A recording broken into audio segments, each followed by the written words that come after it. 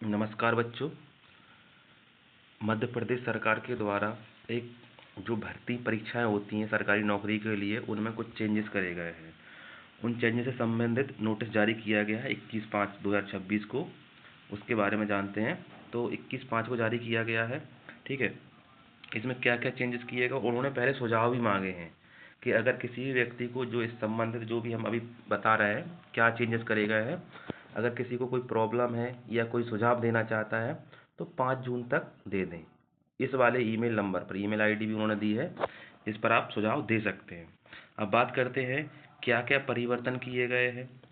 तो देखते हैं, जो अधिनियम है जिसका नाम है कनिष्ठ सेवा संयुक्त परीक्षा नियम 2026, इसके तहत क्या किया गया है कि जो नियम बनाए गए हैं इसमें क्या किया गया है, इन्होंने बताया है कि अब क्या होगा, आपका वर्ष में केवल 3 परीक्षाएं होंगी और उनका स्कोर कार्ड जारी किया जाएगा। क्या लिखा है उन्होंने, स्कोर कार्ड जारी किया जाएगा और उसी स्कोर कार्ड के आधार पर आपकी भर्ती होगी।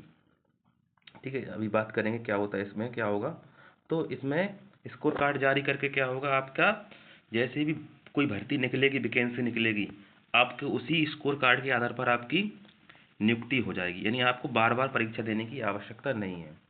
वर्ष में केवल 3 परीक्षाएं होंगी। पहली परीक्षा है संयुक्त तकनीकी परीक्षा, दूसरी संयुक्त सामान्य अहर्ता परीक्षा, तीसरी शिक्षक अहर्ता परीक्षा। यानी एक वर्ष में आपको 3 परीक्षाएं ही देनी है। पहली संयुक्त तकनीकी अहर्ता परीक्षा, दूसरी संयुक्त सामान्य अहर्ता परीक्षा, तीसरी शिक्षक भर्ती परीक्षा। यानी जो भी टेक्निकल भर्तियां आती हैं, तकनीकी पदों की भर्तियां होंगी, उनके लिए जो आपको संयुक्त तकनीकी अहर्ता परीक्षा देनी होगी। और जो सामान्य परीक्षाएं आती हैं जैसे पटवारी, पुलिस, एसआई, आबकारी, इन ऐसी परीक्षाएं, तो इनमें आपको संयुक्त सामान्य अहर्ता परीक्षा 2 देनी होगी। और जो शिक्षक से संबंधित परीक्षाएं हैं वो आपको शिक्षक अहर्ता परीक्षा के अंतर्गत आपको देनी होगी।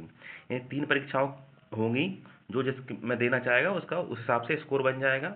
ठीक है, और जब भी वैकेंसी आएंगी आप उसमें अप्लाई कर पाएंगे उसी स्कोर कार्ड के आधार पर। फिर वापस से पेपर नहीं होगा, इसी स्कोर कार्ड के आधार पर आपकी नियुक्ति होगी। ठीक है, तो इसमें ये बताया गया है। फिर इसके अलावा इन्होंने बताया है कि जो परीक्षा होगी उसमें आरक्षण वगैरह ऐसी सारी सुविधाएं जो पहले जैसा था वो वैसा ही है, लेकिन मतलब ये प्रोसेस को थोड़ा छोटा किया गया जिससे, और इनका मानना है कि जो भी करप्शन या चीज़ें जो परीक्षाओं में अनियमितता हो रही उसको दूर कर सकते हो, उनका कहना है। ठीक है, तो इसमें फिर उन्होंने बताया है कि चयन परीक्षा जो होगी वो परीक्षा परिणाम के आधार पर आरक्षण वगैरह जो भी चीज़ें हैं वो मिल जाएंगी। इसे आगे देखते हैं बाकी जो महत्वपूर्ण आपके लिए क्या चेंजेस हैं। और तो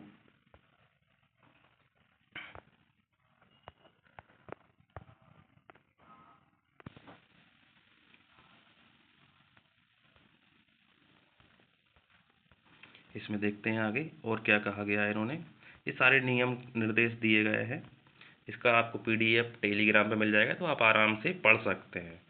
ठीक है, जो आपके लिए महत्वपूर्ण है उसकी जानकारी हम दे रहे हैं आपको। तो अब देखो, इन्होंने कहा है परीक्षा पाठ्यक्रम का निर्धारण कैसे होगा, परीक्षा तिथि सब इन्होंने डिसाइड इसमें मतलब बता दिया है। आगे बात करेंगे किस तरह से ये चीज़ें रहेंगी। अब देखो, इन्होंने बताया है कि जो परीक्षा का पैटर्न होगा वो किस आधार पर होगा। सबसे पहले जो संयुक्त तकनीक अहर्ता परीक्षा जो है, उस परीक्षा में क्या होगा, आपका 100 नंबर का पेपर होगा। कितने नंबर का, 100 क्वेश्चन आएंगे। और इन 100 क्वेश्चनों में क्या होगा कि आपके 25 क्वेश्चन आएंगे मध्य प्रदेश सामान्य ज्ञान, करंट अफेयर, मध्य प्रदेश राज्य व्यवस्था, सरकारी योजनाएं, गणित, तार्किक, ये सब चीज़ें आएंगी 25 नंबर का। और 75 नंबर का जो आएगा अगला, वो संबंधित विषय से होगा।